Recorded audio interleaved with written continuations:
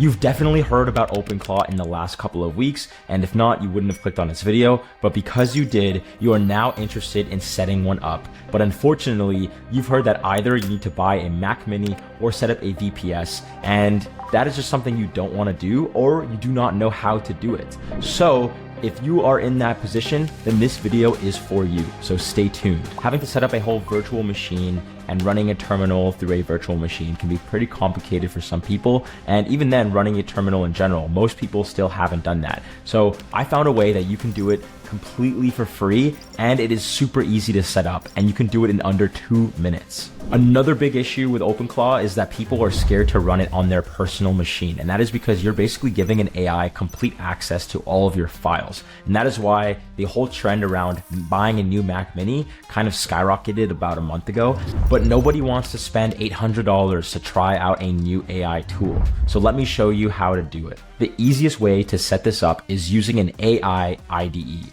An IDE stands for Integrated Development Environment. To put it into normal terms for most people, and even myself, I had to look up what that term meant, but it basically is just a place where people write code and then you can execute that code and run it. So think of it kind of like a Google Docs, but just for running code. It's basically just a place to write your code, it stores your code, and then you can run it afterwards. And in this case, we're using an AI IDE, which is essentially using an IDE with the assistance of AI. And in this case, we're using Orchids because other AI IDEs that you might have heard of, such as Cursor or Lovable or Replit, are not able to run an OpenClaw natively.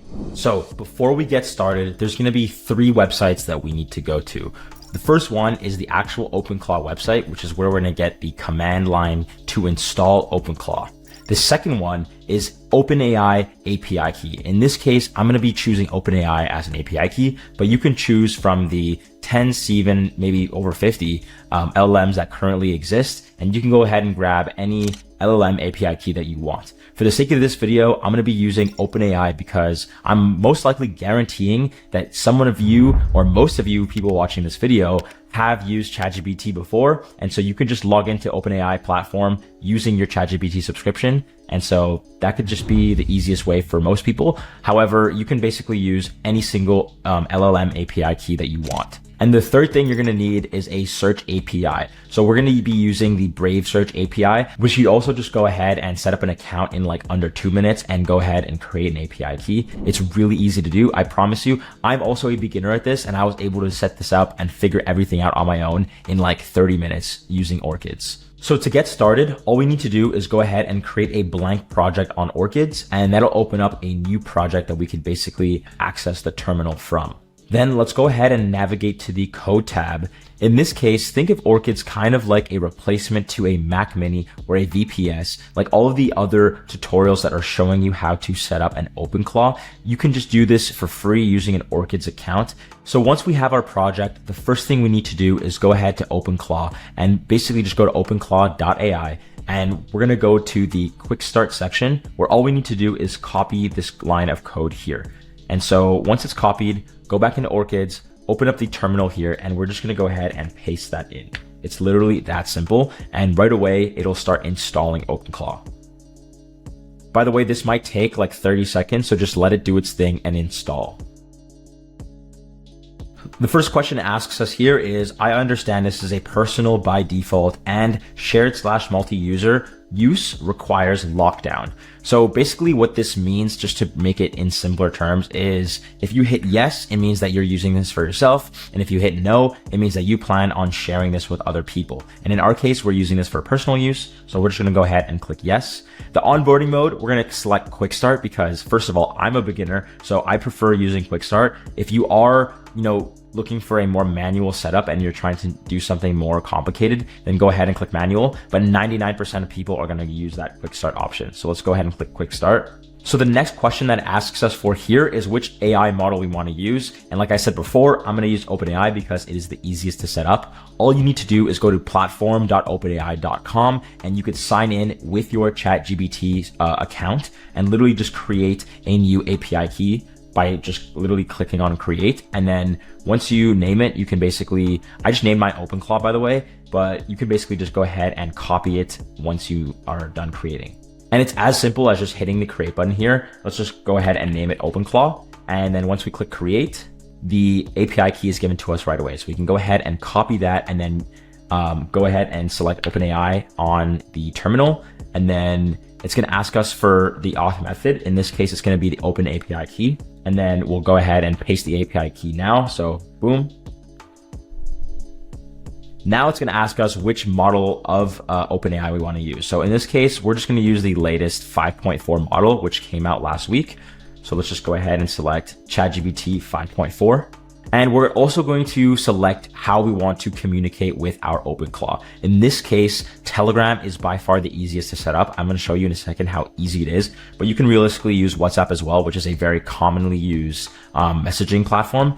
And of course, there's all these other ones like Discord and Slack and Signal. You could also even use iMessages, which is pretty cool. That does require a few extra steps. So in this case, we're just going to go ahead and select Telegram. So after you select Telegram, it's going to ask us to go ahead and go to Bot Father on Telegram and create a new bot. This is a lot easier than it sounds. When I first heard this, I thought to myself like, oh, another complicated step, but it is really simple, and let me show you how to do it. So for this step, all you need to do is go to @BotFather on Telegram, which is right here @BotFather, and click start. So once you click start, you're going to have all these options. Definitely ignore every single thing except for /new bot. So all we're doing here is creating a new bot. So we'll just go ahead and click /new bot. Now it wants us to give it a name. So we're going to name it after my beautiful cat, Kenji. Now it wants us to give a username. So we're just going to name it, in this case, Kenji Munchkin, because he is a Munchkin Scottish Fold. And then we'll end it with bot because it wants us to have the last underscore here as bot. And just like that, it is done. So now all we need to do is copy this code right over here, and we can go ahead and paste it into our terminal. So let's go ahead, and now it's asking, how do you want to provide this Telegram bot token? And then I'm just going to click enter. So enter Telegram bot token. And now we're going to go ahead and paste in the token ID that we just got from BotFather. Now it's asking us for that search provider that I mentioned. So let's go ahead to the Brave Search API and copy in our code.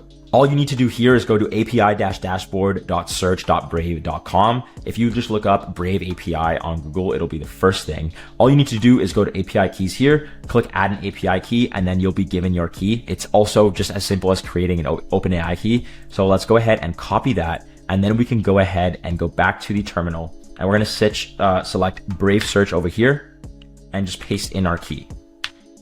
Then it asks you, do you want to configure your skills? So let's just go ahead and click yes.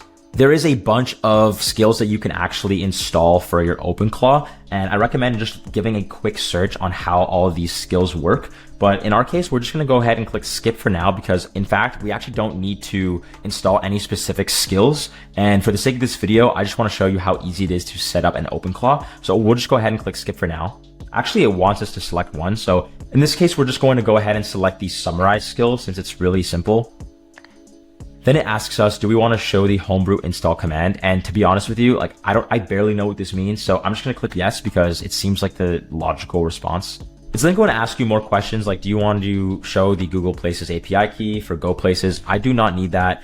And then it's going to ask us a bunch of other questions. So we're just going to say no for all the other things. We want a Notion API key. So if you do want to connect this to your Notion, you can. But I'm just going to, for the sake of this video, respond to no because I just want to show you how easy it is to actually set up an OpenClaw. And we're doing it for free here in the Orchids terminal.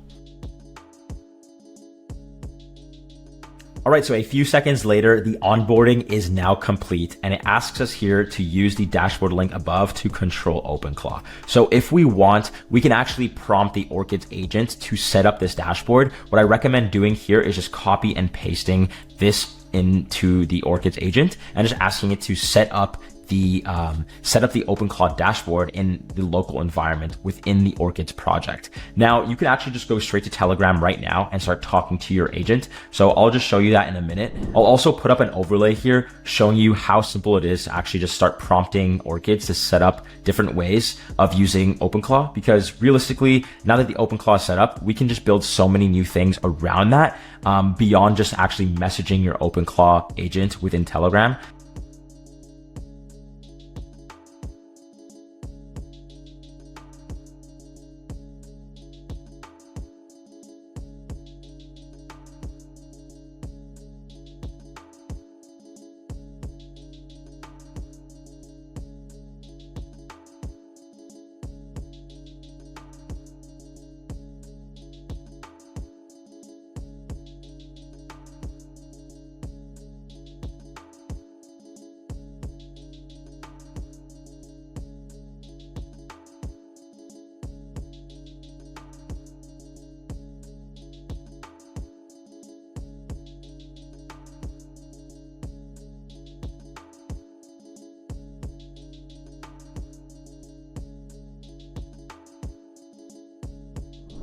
by the way, one thing I forgot to mention is that you can make this whole experience completely free without having to pay for Orchids credits if you just connect your own ChatGPT subscription. So if you go into your settings, you could also scroll down and then you'll be able to connect your own subscriptions to this. So if you have a ChatGPT subscription or a cloud subscription, you can connect it to Orchids and you won't have to buy any credits.